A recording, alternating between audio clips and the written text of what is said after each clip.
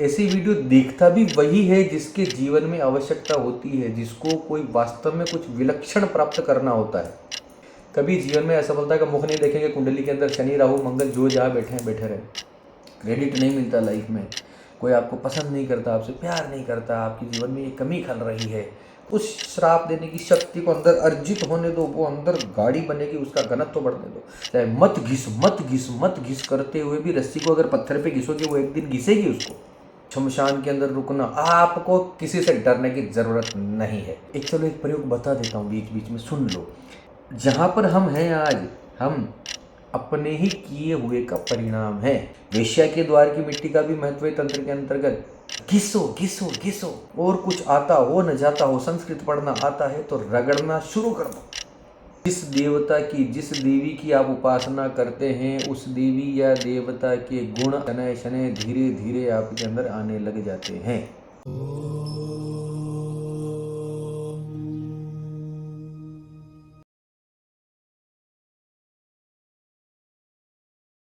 अमोघ शक्ति देखने वाले सभी दर्शकों को पंडित अखिलेश ओलेच का प्रणाम। नमन मित्रों, पिछले वीडियो में हमने भगवान भैरव पे विस्तृत चर्चा की थी। उसमें मैंने आपसे वादा किया था कि भगवान बटुक भैरव सहस्त्र नाम पे चर्चा रहेगी। इसके अद्भुत रहस्यों के बारे में हम बात करेंगे, अद्भुत लाभों के बारे में बात करेंगे। तो आज हम बात करने वाले हैं रुद्र यामल तंत्र के अंतर्गत आया हुआ बटुक भैरव सहस्त्र नाम स्तोत्र। ठीक है, सहस्त्र नाम 1000 नामों का ऐसा संकलन, भगवान के 1000 नामों का, जिनके अंदर अलग अलग नाम, अलग अलग उनके गुणों के अनुसार होते हैं। सहस्त्रनाम या शतनाम का पाठ करने से सबसे बड़ा फायदा ये होता है कि जिस भगवान का जो नाम आप ले रहे हैं, उसका जो पर्टिकुलर गुण है, उस गुण के अनुसार वो देवता या तो आपको फल प्रदान करेंगे या फिर उसके गुण आपके अंदर आने लग जाएंगे। ठीक है, ये बात मैं बहुत पहले भी बोल चुका हूँ, आज फिर मैं ये बात बोल देता हूँ कि जिस देवता की, जिस देवी की आप उपासना करते हैं, उस देवी या देवता के गुण आपके अंदर शनै शनै धीरे धीरे आपके अंदर आने लग जाते हैं। ठीक है, अंदर से आपका ऑरा वैसा होने लग जाएगा। सहस्र नाम स्तोत्र या कवच नाम शतनाम स्तोत्र जो है, इस को प्राप्त करने का सबसे अच्छा मार्ग है। इसलिए मैं अधिकतर अपने वीडियोस में सहस्त्रनाम और शतनाम स्तोत्रों की चर्चा करता हूँ, स्तोत्र पाठों की चर्चा करता हूँ कि सामान्य व्यक्ति भी जिनको कर सके। मंत्र विद्याओं में जाने का मतलब दीक्षा लेना और बहुत विशिष्ट विधानों में जाने का उसका जो है प्रोसेस होता है। इससे बेहतर है कि आप इस प्रकार के पाठ करें, निरंतर करें, अधिक से अधिक संख्या में करें।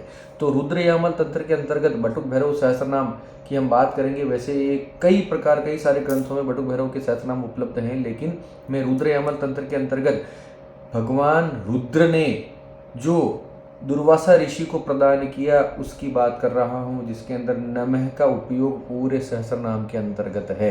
दुर्वासा इसके ऋषि हैं, यानी ऋषि दुर्वासा ने जब तपस्या करी तो भगवान रुद्र ने प्रसन्न होकर उनको ये सहस्त्रनाम प्रदान किया। यानी मुख्य रूप से ये रुद्र के मुख से ही निकला गया है। और दुर्वासा इसके ऋषि हैं क्योंकि उन्होंने देखा, उन्होंने वो दृष्टा हैं इसके।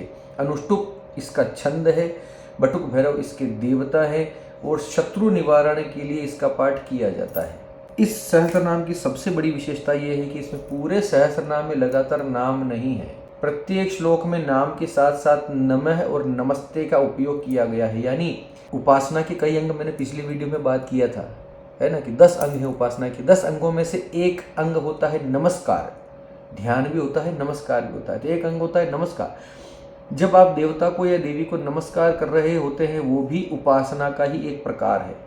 यानी आप उसका पूजन ही कर रहे हैं एक प्रकार से। इस सहस्त्रनाम का सबसे बड़ा विशिष्टता यही है कि ये सहस्त्रनाम स्तोत्र होने के साथ साथ ये नमस्ते के योग में भी है, या नमस्ते भी इसमें लगाया गया है, नमः भी इसमें लगाया गया है हर नाम के साथ। तो ये उपासना का एक प्रकार भी हो गया, स्तोत्र पाठ भी हो गया, सहस्त्रनाम जो स्तोत्र पाठ भी हो गया, पाठ का पाठ हो गया, नमस्कार का नमस्कार हो गया, यानी एक प्रकार से पूजन भी हो गया। अब इन 1000 नामों से आप भगवान को किसी विशेष प्रकार की अपनी कामना के अनुसार भगवान भैरव को कोई चीज़ अर्पित करेंगे तो उनकी अर्चना भी हो जाएगी। ओम नमो भैरव रूपाय भैरवाय नमो नमः, नमो भद्रस्वरूपाय जयदाय नमो नमः। इस प्रकार से ये नमः नमः नमः नमः नमस्ते नमो नमः नमस्ते इस प्रकार से बार बार हर श्लोक में आएगा। तो एक प्रकार से ये भगवान को प्रसन्न करने का सबसे उत्तम साधन है जो मैंने अपने जीवन में अनुभव किया। भगवान बटुक भैरव को इससे ज़्यादा प्रसन्नता किसी और स्तोत्र से नहीं मिलती होगी, ये मुझे लगता है। देखो, सबकी अपनी अपनी साधनाएं, सबके अपने अपने विचार हैं, जिसको जो टच कर जाए। मुझे ऐसा, क्योंकि इसमें बार बार नमः नमः नमस्ते नमस्ते नमस्ते, 1000 नामों पे नमस्ते नमस्ते नमः नमः नमः, प्रणाम करता हूँ नमन करता हूँ, ये इसके साथ साथ ही चल रहा है। तो ये बहुत विशिष्ट है, मेरे हृदय के, मेरे दिल के बहुत करीब ये पाठ है। चलिए, तो इसकी फलश्रुति पढ़ता जाऊंगा और उसको डिकोड करने का प्रयास करूंगा कि इसमें वास्तव में इसको पढ़ने से क्या लाभ होते हैं और इसके पीछे का रहस्य क्या है।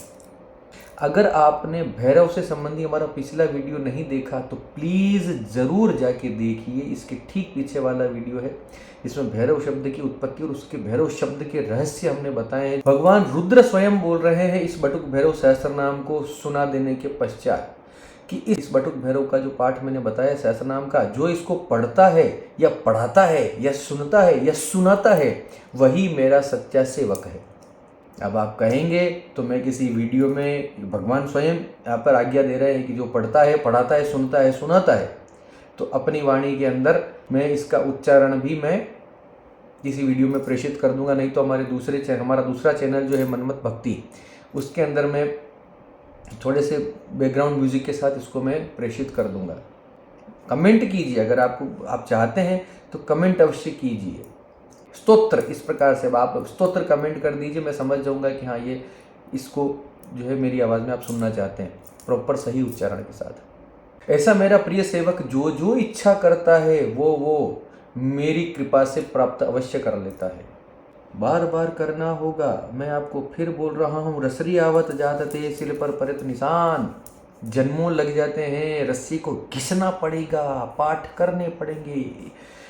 1 पाठ, 2 पाठ, 3 पाठ, सुबह किया, दिन में किया, शाम को किया, रात को किया, घिसो घिसो घिसो, उपासना का अंग है।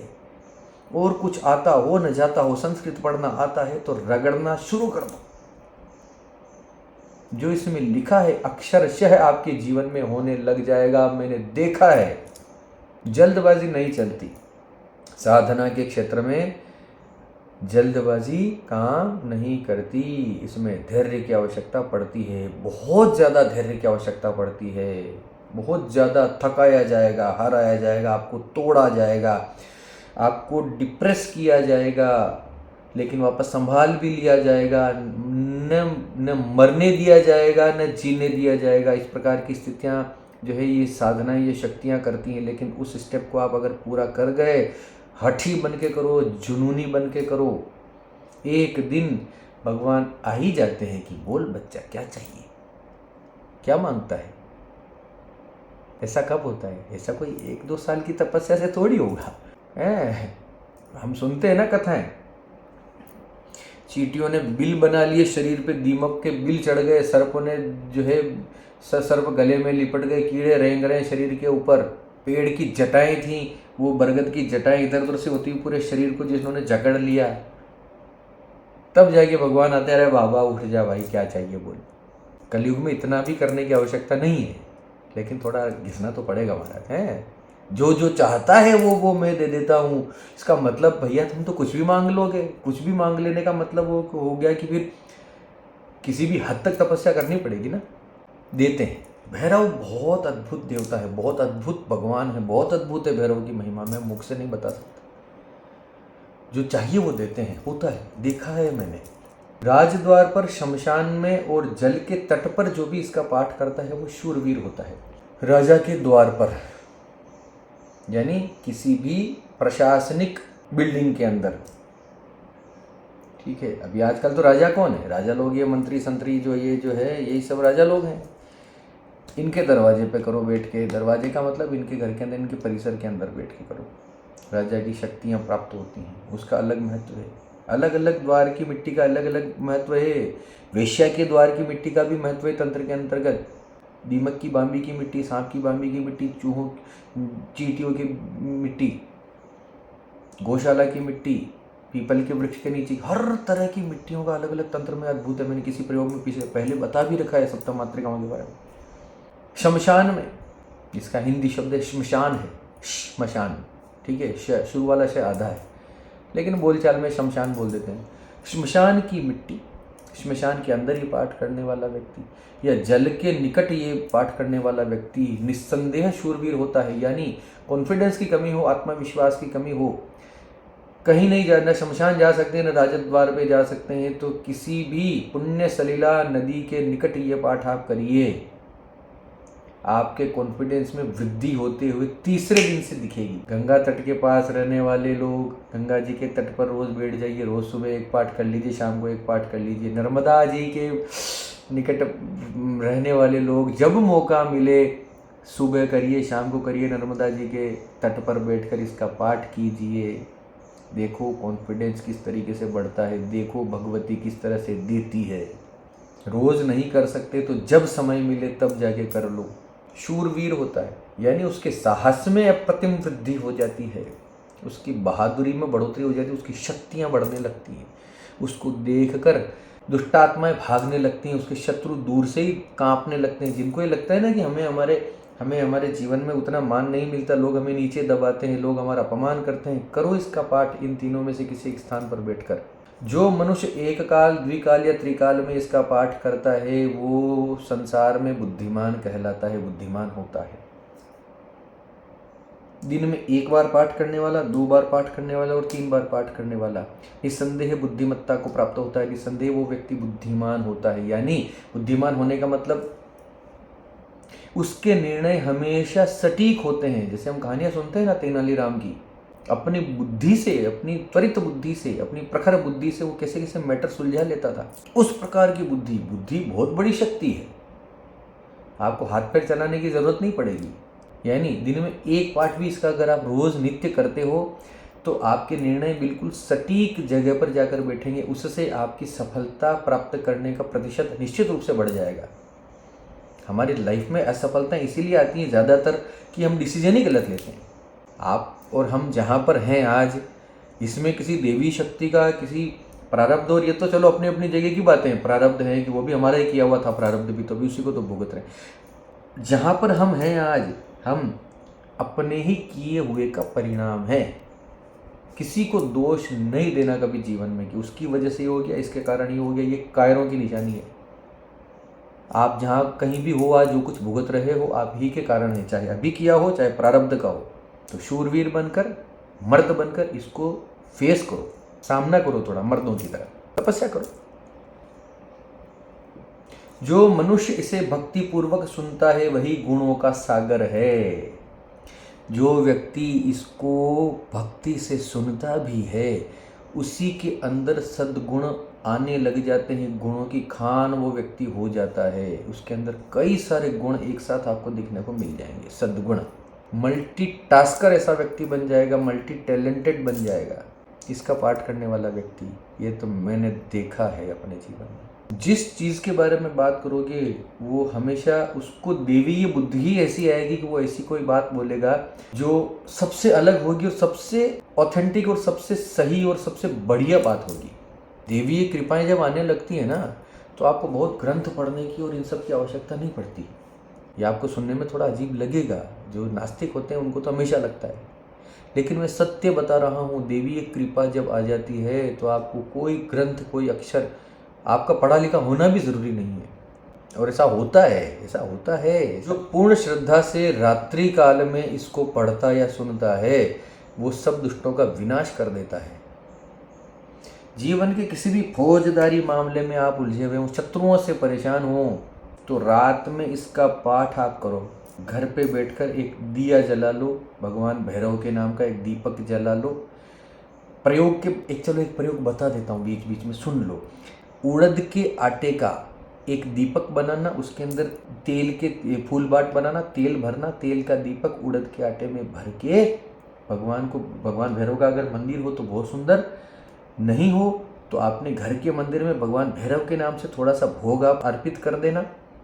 ठीक है। और भोग के अंदर कोई भी सफ़ेद मावे का प्रसाद हो गया, एक पापड़ ले लेना, एक सफ़ेद मावे का प्रसाद ले लेना और उड़द के आटे पे वो दीपक ले लेना और इसका पाठ करना। शत्रुओं से घिरे हुए भी होंगे, शत्रुओं की पूरी सेना आपके सामने होगी, आप अकेले अकेले खड़े होंगे, इधर आपके साथ कोई नहीं है।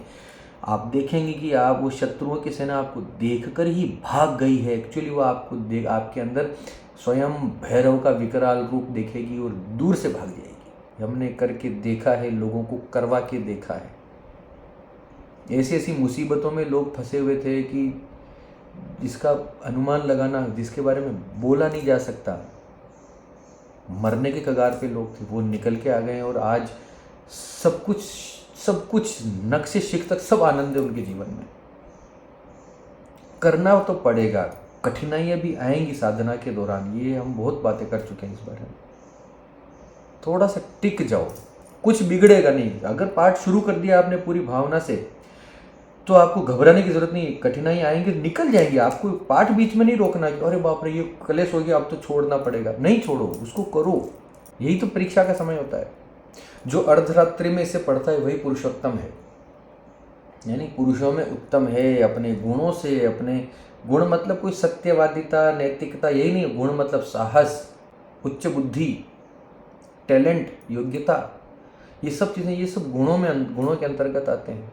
आधी रात को पढ़ने वाला विद्यार्थी, उसको सफल होने से इस दुनिया की कोई शक्ति रोक नहीं सकती। जो आधी रात को इस सहस्त्र नाम का पाठ करता है, देखो, लेकिन उसमें कई सारी बातें हैं। विद्यार्थियों को मैं ये राय भी नहीं देता कि आधी रात तक जगो, रात को जल्दी सो, सुबह जल्दी उठो, ये मैं हमेशा बोलता हूँ। लेकिन कभी हो जाए, कभी किसी के मन में आ जाए। विद्यार्थी सिर्फ टेक्स्ट के एकेडमिक थोड़ी होते हैं, क्या दूसरे विद्यार्थी भी, साधनाओं के विद्यार्थी भी हैं, वैदिक विद्यार्थी भी, गुरुकुलों के छात्र भी हैं। तो कोई कर सकता है, तपस्या करने का किसी का भाव ही होता है, कोई कोई अपने अंदर लेकर ही आता है पिछले जन्म से। जिसको साधक बनना होता है, ईश्वर उसको बनाता है। तो ऐसे बच्चे, ऐसे विद्यार्थी इसका आधी रात को पाठ करो, देखो चमत्कार क्या होते हैं। देवगृह में यानी मंदिर में, दुर्जनों के निकट, जहाँ बुरे लोग आपके आसपास हों और आपको लगता है कि मेरा बुरा हो सकता है, मार्ग में जहाँ पर आपको लगता है कि मैं अकेला हूँ, किसी यात्रा पे आप निकले हों, वन के अंदर, किसी जंगल के अंदर आप निकल गए हों, किसी दुर्भिक्ष की स्थिति में, किसी भी ऐसी संकट की स्थिति में जब इसका पाठ किया जाता है, वो व्यक्ति निसंशय सुखी रहता है। उसका कोई बाल बांका नहीं कर सकता। जब जब आपको डर लगे तब तब आप इसका पाठ करो। जब जब आपको भय लगे कि अरे यहाँ हूँ मैं, यहाँ हो सकता है मेरा कुछ अहित हो जाए, इस जंगल से निकलना, इस खंडर के अंदर रात रुकना, शमशान के अंदर रुकना, आपको किसी से डरने की ज़रूरत नहीं है। शमशानिक साधनाएं जो करते हैं ना, वो सबसे पहले अपने दिग्बंधन और अपने आसपास का जो कवच करते हैं, कवच तैयार करते हैं, रक्षा क्षेत्र जो बनाते हैं, वो भैरव के मंत्रों से होते हैं। क्योंकि यही भयनाशक हैं, यही है जो भयंकर गर्जना से आपकी भीरुता और भय का नाश कर देते हैं। भैरव। प्रातःकाल उठकर मंत्र के अक्षरों के साथ जो इसका पाठ करता है, वो निसंशय सुखी रहता है और सभी कामनाओं को प्राप्त करता है। उसकी सारी कामनाएं पूर्ण हो जाती हैं। सुबह जल्दी उठकर जो इसका पाठ करता है मंत्र के साथ, भगवान बटुक भैरव का एक बहुत प्रचलित मंत्र है, आपद उद्धारण मंत्र जिसको बोला जाता है। बहुत अद्भुत मंत्र है। बड़ी बड़ी समस्याएं जब आ जाती हैं, बड़े संकट जब होते हैं, तब भैरव मैदान में खड़े होते हैं, ऐसा समझो। बटुक भैरव आपद उद्धारण मंत्र उसका नाम है। दीक्षा ली है तो उसका पाठ करके, उसकी एक माला करके इसका पाठ करने वाला निश्चित ही सारी कामनाएं अपनी पूर्ण कर लेता है। दीक्षा आवश्यक है, मंत्र में दीक्षा आवश्यक है, पाठ के अंदर भी दीक्षा आवश्यक है। इसलिए दीक्षा नहीं हो तो भी सहस्त्रनाम स्तोत्र में किसी से पूछ के कर लो बाबा, किसी से सुन लो, YouTube पे सुन लो, समझ लो। महादेव को भगवान गुरु मानकर महादेव के सामने बोल दो कि एक बार की ये मैं पाठ करना चाहता हूँ, आज्ञा दो। संस्कृत का उच्चारण सही हो और करना शुरू करो। मंत्र की तो दीक्षा होती है, ठीक है। सहस्त्रनाम स्तोत्र है, स्तोत्र पाठ कर सकते हो, कोई समस्या नहीं है। कोई हजार कहे कुछ की नहीं जी दीक्षा ही जरूरी है, लिखा हुआ है, मैंने मान लिया महाराज लिखा हुआ है, लेकिन जब कुछ भी नहीं करेंगे तो कुछ नहीं होगा। करोगे तो 2 ठोकर खा के फिर कुछ ना कुछ तो कहीं ना कहीं तो जाओगे। ये सब लिखा हुआ है तो ये सब व्यर्थ थोड़ी है, झूठ थोड़ी। बाकी जो लिखा है वो सब झूठ है क्या? वो भी तो सही है ना कि इसको पढ़ने से ये होता है। भगवान आपके भाव की, आपकी नियमितता को देखेंगे। तंत्र साधनाओं में शुद्धता यानी उच्चारण की शुद्धता और अपने अंदर का शुद्धता और भाव और निरंतरता, नियमितता, ये देखते हैं। ये जिसने कर लिया महाराज, आप भाव चाहे थोड़ा पीछे भी रख लो, कोई बात नहीं, भाव थोड़ा कम भी होगा तो चलेगा। निरंतरता और नियमितता। रस्सी घिसने वाले का भाव चाहे कुछ भी रहा हो, घिस दे, चाहे मत घिस करते हुए भी रस्सी को अगर पत्थर पे घिसोगे वो एक दिन घिसेगी उसको। चाकू से सब्जी काटते हो ना, तो मन में 1000 बोलो, मत काट, नहीं कटे, लेकिन वो कट जाएगी। आप अंदर भाव चाहे कुछ भी रखो, उसका जो काम है, मंत्र का जो काम है, मंत्र का चाकू है वो चल के रहेगा।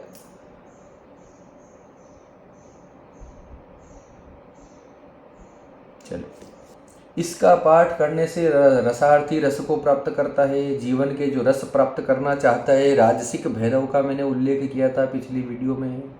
अर्थ काम देने वाले जो हैं भैरव में, राजसी भैरव हैं, वो नित्य रसों की पूर्ति भी आपकी कर देंगे जो आपको चाहिए। गृहस्थी का सुख है, दूसरे प्रकार के आनंद है, वो भी भैरव देते हैं।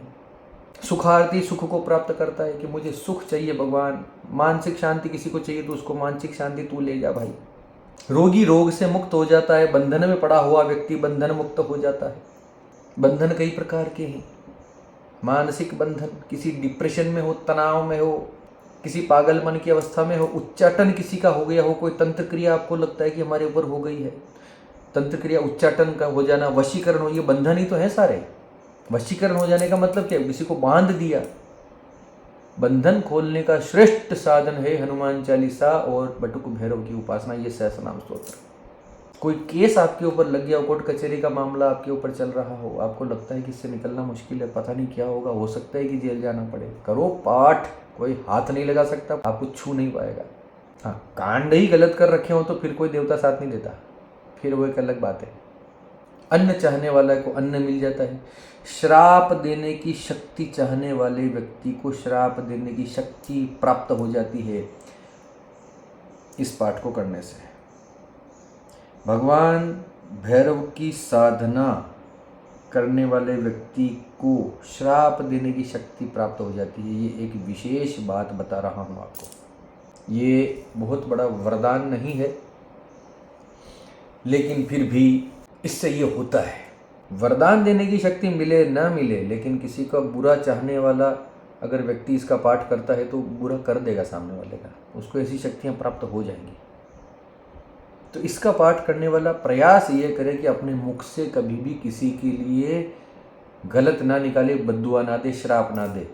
वो श्राप देने की शक्ति जो है उसको अंदर संचित रखे। उसको जब अंदर संचित रखेगा तो एक शक्ति बढ़ती जा रही तो आपकी ऊर्जा को, आपके तेज को बढ़ाएगी। ये नहीं कि अब तो मैं रोज पाठ करता हूँ, रोज श्राप दूंगा, इसने मेरा बुरा किया अब मैं इसको श्राप दे देता हूँ। शक्ति तो है ही हमारे पास, लेकिन आई और आपने खर्च कर दी, वो थोड़ी इकट्ठा हुई, आपने फिर खर्च कर दी।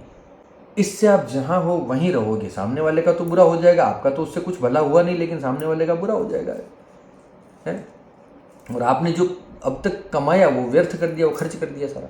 इससे अच्छा क्या है, पाठ करो और सबके बारे में अच्छा बोलो। किसी को कोई श्राप कुछ नहीं देना। उस श्राप देने की शक्ति को अंदर अर्जित होने दो, वो अंदर गाड़ी बनेगी, उसका घनत्व बढ़ने दो, उसकी डेंसिटी बढ़ने दो। वो आपके मुख पे, आपके तेज पे, आपके चेहरे पे, आपकी वाणी में दिखाई देगी। लोग वैसे ही आपका सम्मान करना शुरू कर देंगे, लोग वैसे ही आपके पक्ष में बोलना शुरू कर देंगे। श्राप देने की जरूरत नहीं पड़ेगी। इन चीज़ों को इस तरह से लिया करो। बहुतों को देखा है मैंने, ये पाठ भी नहीं, बहुत सारी तपस्या पाठ, नित्य साधना पाठ करने वाले लोग दम्भ भरते रहते हैं। हाँ, मैं इसका भक्त हूँ, तुझे नहीं पता, मैं ये कर दूँ, मैं वो कर दूँ, मैं इसका भक्त हूँ, मैं उसका भक्त हूँ। अरे ऐसे ही रावण भी तो कहता था, कहाँ गया है? भगवान भैया तुमसे बड़े बड़े और हमसे बड़े बड़े भक्त हुए हैं, हमसे बड़े बड़े भक्त हो चुके हैं, जो भगवान के कदमों में लौटते रहते हैं। कोई चमत्कार उनको दिखाना नहीं, कहीं कोई उनको अपनी शूरवीरता कुछ नहीं बतानी, भगवान के चरणों में पड़े रहेंगे, बस भगवान का गीत गाएंगे पूरे दिन कि ये मैं कुछ नहीं आता, सब उनका है, सब भगवान का है, मुझे तो कुछ भी नहीं आता, नालायक आदमी हूँ। ईश्वर ऐसों का साथ देता है। स्थावर और जंगम जो भी विष हैं वो इसका पाठ करने से शांत हो जाते हैं। स्थावर विष का मतलब जो वनस्पति से और खनिजों से जो मिलते हैं, पॉइजन और टॉक्सिन, जैसे धतूरे का विष है, ठीक है, किसी जहरीली जड़ी बूटी हो, कोई जहरीला पेड़ हुआ, उसका विष हो।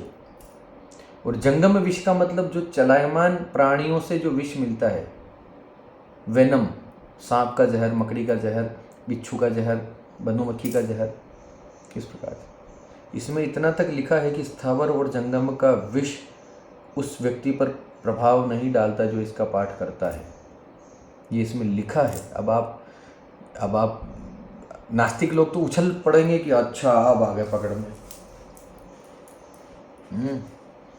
चलो साहब, इसका पाठ करवाते हैं और सांप से कटवाते हैं। तो इसका उत्तर ये है, एक बार के पाठ से नहीं होता, सालों खपाने पड़ जाते हैं इतनी बड़ी उसका फल प्राप्त करने के लिए, इतना ऊंचा फल प्राप्त करने के लिए उतनी ऊंची तपस्या करनी पड़ती है। एक सीढ़ी चढ़ोगे और बोलोगे आ गया हिमालय, नहीं आएगा। हिमालय चलने के लिए 8,850 मीटर की चढ़ाई चढ़नी पड़ेगी, एक एक कदम दर कदम, तब जाके हिमालय मिलेगा। छोटे मोटे काम तो 1-2 सीढ़ी पे हो जाएंगे। अब तुमको मौत से बचा कर लाना है और आप चाहो कि लो जी एक पाठ कर लिया और अब चलो सांप से कटवा लो, ऐसा नहीं। जितना बड़ा फल चाहिए उतनी ज़्यादा आपको तपस्या करनी पड़ेगी। हैं ऐसे उदाहरण, कई सारे गुरु लोगों की कहानियां हैं इसी कलयुग के अंदर, जिन्होंने बैठे बैठे ट्रेनें रोक दी। नीम करोली बाबा का नाम तो सुना होगा, महाअवतार बाबा की कहानियां तो सुनी होंगी। नीम करोली बाबा तो अभी के हैं, इसी कलयुग के हैं महाराज। उनकी तपस्या उस लेवल की थी। बिल्कुल होता है, मैं फिर बोलता हूँ, जो भी इसे भक्ति युक्त होकर पढ़ता है वो सर्वलोकप्रिय हो जाता है, शांत रहता है, उसको मानसिक शांति प्राप्त होती है और माता पिता का प्रिय करने वाला और माता पिता का प्रिय वह स्वयं हो जाता है। सर्वलोकप्रिय, सबको प्रिय लगने लगता है ऐसा व्यक्ति जो इसका पाठ करता है। उसका कोई अनादर अपमान नहीं होता, फिर उसको हमेशा सम्मान मिलता है, सब लोगों का प्यारा हो जाता है। आपको लगता है कि आपको उतना क्रेडिट नहीं मिलता लाइफ में, कोई आपको पसंद नहीं करता, आपसे प्यार नहीं करता, आपके जीवन में ये कमी खल रही है, कोई आपको भी लगता है कि मैं जब चलूँ तो 4 लोग मुझसे पूछें, आके 4 लोग मुझसे बात करें, कितना अच्छा लगता है। करो पाठ शुरू करो, मानसिक शांति उसको प्राप्त हो जाती है, मानसिक रूप से शांत हो जाता है, एंटी डिप्रेसेंट का काम करता है ये पाठ। ये असर तो आप शुरू के 5, 10, 15 दिन में देख लोगे। ये असर तो सर्वलोकप्रिय, माता पिता का प्रिय, मानसिक रूप से शांत, ये तो आप शुरू के 15 दिन में इसका असर देख लो। कोई विधि कोई विधान नहीं, करना शुरू करो, भगवान के सामने दीपक जला के बैठ जाओ, नहा धो कर शुरू करो, 15 दिन में असर दिख जाएंगे आपको। दिन में 2 बार करो तो 7 दिन में देख लो असर। संग्राम में उसकी सर्वदा विजय होती है। लड़ने जा रहे हो तो आपकी विजय निश्चित है। विद्यार्थी हैं, परीक्षा से पहले बहुत अलग तरीके के भय होते हैं। साल भर इसका एक पाठ सुबह सुबह विद्यार्थी को करना चाहिए, फिर पढ़ाई तो करनी पड़ेगी, है ना। एक पाठ इसका करो, मैं इस पर भी एक वीडियो बना दूंगा, विद्यार्थियों के लिए कौन कौन से पाठ जो है वो क्या करें कि अपने जीवन में सफलता उनके चरणों में आकर गिरी रहे आजीवन। अगर आप ये चाहते हैं तो प्लीज़ कमेंट में आप विद्यार्थी लिख दीजिए, मैं समझ जाऊंगा कि विद्यार्थियों के लिए आपको एक पूरा पैटर्न बना के दे दूंगा कि इस पैटर्न से आप ये पाठ करो, सुबह ये करो, शाम को ये करो। वो ज़्यादा परेशान नहीं करूंगा आपको कि दिन भर कोई 2-2, 3-3 घंटे की साधनाएं बताऊँ, ऐसा नहीं है। आप अपनी पढ़ाई पूरी करो, केवल सुबह का और शाम का या जैसा भी होगा, जो भी कुछ समय ऐसा बना के दे दूंगा आपको प्रिस्क्रिप्शन, वो आप फॉलो करो। आप खुद विद्यार्थी हो, चाहे आपके बच्चे विद्यार्थी हों, कभी जीवन में असफलता का मुख नहीं देखेंगे। कुंडली के अंदर शनि, राहु, मंगल जो जहाँ बैठे हैं बैठे रहे, पढ़ाई तो करनी पड़ेगी साथ में, ठीक है। इतना लॉजिकल तो बनो यार। और यही पाठ उस बच्चे को पढ़ाई भी करवाएंगे अपने आप। आपको लगता है कि पढ़ाई तो करता नहीं है, पाठ करने से क्या हो जाएगा, ये पाठ शुरू करो, वो पढ़ाई भी करने लग जाएगा, पढ़ा हुआ याद रहने लग जाएगा। पढ़ना और सफल और असफल विद्यार्थियों में पता है कितना फर्क होता है, इतना सा। पढ़ते सब हैं, रात रात सब काली कर रहे हैं परीक्षा के दिनों में। संकट उन पे आ रहा है जिनको पढ़ा हुआ याद नहीं रहता। सफल वो लोग हैं जिनको पढ़ा हुआ याद रह गया और अपनी बुद्धि से उन्होंने उसको लिख लिया। पढ़ा हुआ याद रहना और याद रखे हुए को लिख देना, लिखे हुए को बोल देना इंटरव्यूज़ में, तब सफलता। तो लिख देना, बोल देना, याद रह लेना, ये सब ये पाठ करके आपको दे देंगे, मैं जो बना के दूंगा। ठीक है, विद्यार्थी टाइप कर देना, इसमें कमेंट में बना देंगे, इस पर वीडियो बनाऊंगा, पूरा बढ़िया वीडियो बनाऊंगा। ये स्तोत्र महापुण्यदायक है, महाजयदायक है। इस स्तोत्र को किसी भी निंदक को नहीं देना चाहिए। जो व्यक्ति निंदा करने वाला व्यक्ति हो, किसी की बुराइयां करता हो, उसको क्यों नहीं देना चाहिए? क्योंकि वो इसको पढ़ेगा, इसको याद रखेगा तो वो श्राप देगा। निंदा करने का उसका स्वभाव है, बद्दुआएं निकलेगी उसके मुंह से, उसका भी बुरा होगा, सामने वाले का भी होगा। ऐसी वीडियो देखता भी वही है जिसके जीवन में आवश्यकता होती है, जिसको कोई वास्तव में कुछ विलक्षण प्राप्त करना होता है। जो व्यक्ति साधक न हो, दुष्ट हो, माता पिता का अपमान करता हो, कुलीन न हो, जिसके अंदर खानदानी गुण न हो, कुलाचार जिसके अंदर न हो, सदाचार की कमी जिसके अंदर हो, ऐसे व्यक्ति को यह स्तोत्र नहीं देना चाहिए, प्रदान नहीं करना चाहिए अपने हाथों से कि लो मैं तुम्हें दीक्षा देता हूँ, लो मैं तुम्हें उपदेश देता हूँ, प्रदान करता हूँ, इसका पाठ करना शुरू करो आज से। दुष्टों को दूर रखो ऐसी चीज़ों से। रावण जैसे दुष्टों के हाथ में ऐसी ऐसी साधनाएं थी तो उसने कितना उत्पात मचाया। जो साधक हो, गुरु भक्त हो, माता पिता का भक्त हो, श्रेष्ठ आचरण करता हो, सदाचार से युक्त हो, कुलीन हो, ऐसे व्यक्ति को इसका पाठ जरूर बताना चाहिए, उसका भी पुण्य प्राप्त होता है। और इसकी विपरीत आचरण करने वालों को अगर बता दिया जाए तो वो व्यक्ति भैरव का कोप भाजन होता है। यानी किसी दुष्ट व्यक्ति को जो ये स्तोत्र प्रदान करता है, भैरव उस पर नाराज हो जाते हैं, भैरव भगवान उस पर क्रुद्ध हो जाते हैं, क्रोधित हो जाते हैं। कोप भाजन उसके गुस्से का फिर उसको भाजन बनना पड़ता है। अतः सभी प्रयत्नों से इसको गोपनीय रखना चाहिए। मुझे ऐसा लगता है कि दुष्ट व्यक्ति ऐसी वीडियो देखता भी नहीं है, उसके पास इतना टाइम नहीं है, उसके दिमाग में इतनी देर, इतना 1-1 घंटा, 50-50 मिनट के मेरे वीडियो होते हैं, 1-1 घंटे के वीडियो होते हैं, वो क्यों देखेगा? उसको और इधर उधर इसका हड़प लो, उसका खा जाऊँ, ये खराब वो खा, उसको इसी से फुर्सत नहीं। वो कहाँ इतना धैर्य होता ही नहीं दुष्टों में। तो इसलिए कोई टेंशन डरने वाली बात नहीं है हमारे लिए तो। और जो कोई देखेगा उसका आचरण स्वतः शुद्ध भी हो जाएगा, ये भी तय बात है। मन की मलिनता अगर कहीं है तो इस प्रकार की कंटेंट, इस प्रकार का सत्संग आप देखेंगे, सुनेंगे, धीरे धीरे कट जाएगा, मैल कट जाएगा। इस स्तोत्र को भगवान रुद्र ने भगवान श्री राम को दिया था सबसे पहले। भगवान श्री राम ने पूरे संसार में इसको उद्धृत किया और उसके बाद अपने भाई लक्ष्मण को प्रदान किया। लक्ष्मण से महर्षि दुर्वासा ने प्राप्त किया। महर्षि दुर्वासा, जिनको श्राप देने के लिए जाना जाता है, जो श्राप देने के लिए कुख्यात है हमारे हिंदू सनातन धर्म के अंदर, जिनको बात बात पे, जिनका गुस्सा नाक पे चढ़ा रहता है, जो बात बात पे श्राप दे देते हैं। अब ऐसे पाठ करेंगे तो शक्ति तो आ ही जाएगी। बस ये है कि राम जी ने और लक्ष्मण जी ने और भगवान ने और इन्होंने श्राप नहीं दिए तो उस ऊर्जा को संचित रखा, वो तेज पुरुषोत्तम कहलाए। दुर्वासा ने पांडवों को दिया और पांडवों ने श्री कृष्ण भगवान को बताया। इस स्तोत्र को तत्वतः भगवान श्री राम ही जानते हैं। उन्होंने इस पाठ का तत्व जानकर ही, इसका अनुष्ठान करके ही राज्य प्राप्त किया, रावण को हराया। यानी इस पाठ को अगर सबसे बेहतरीन तरीके से कोई डिकोड कर सकते हैं तो वो स्वयं भगवान श्री राम हैं। वो इस पाठ के अक्षरशः इसका तत्व जानते हैं। और बाद में कालांतर में पांडवों ने भी इसी के अनुष्ठान से अपना राज्य प्राप्त किया, युद्ध में विजय प्राप्त की। आपको क्या लगता है, राम और रावण का युद्ध कोई सामान्य युद्ध था? राक्षसों का समूल नाश कर दिया था भगवान ने, एक एक राक्षस को खत्म कर दिया था इस धरती से। अब सोचो कितने राक्षस रहे होंगे, उनको भगवान ने अकेले दम उनका सब सफाया कर दिया उनका। महाभारत का युद्ध कोई सामान्य युद्ध था। पूरी वो जैसे अब विश्व युद्ध होता है ना, विश्व युद्ध, वो विश्व युद्ध था उस समय पे, जिसमें जितने देश थे, जितने सत्ताएं थी, वो सारी युद्ध के अंदर थी। वो पूरी दुनिया, पूरा विश्व वहाँ पर इकट्ठा हो गया था लड़ने के लिए दो पक्षों में। उसको जीतने के लिए पांडवों ने इसका उपयोग किया, इस पाठ का उपयोग किया। एक बड़ी स्पष्ट बात लिखी है, भैरव के इस स्तोत्र के पाठ से क्या प्राप्त नहीं हो सकता, ऐसा क्या है जो ये पाठ आपको नहीं दे सकता। इसमें लिखा है स्पष्ट, जो इसका निरंतर पाठ करता है वो संसार में सबका पूज्य हो जाता है। उस व्यक्ति को सम्मान निश्चित रूप से मिलता ही मिलता है। वो व्यक्ति की पूजा की जाती है इसका पाठ करने वाले व्यक्ति की। क्यों? क्योंकि इस पाठ की भाषा में ही नमः है, नमस्ते है, बार बार नमन करता है, नमन करता है, नमन करता है।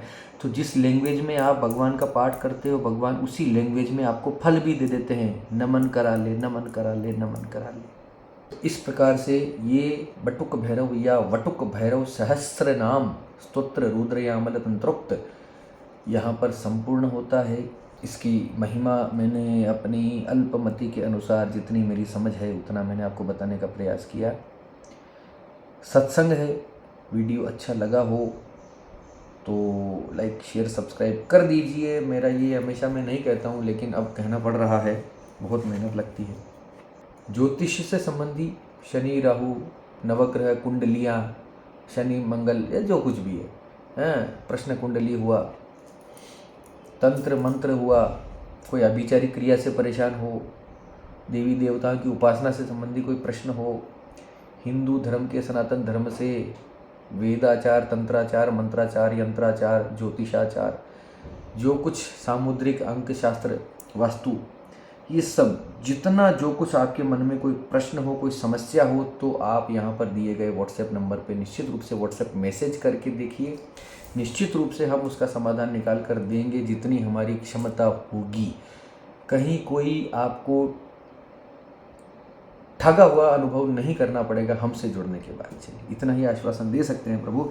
चलिए इसी के साथ आप सबके मंगल की कामना करता हुआ मैं पंडित अखिलेश ओदिच आपसे विदा लेता हूँ। धन्यवाद। सर्वे भवन्तु सुखिनः।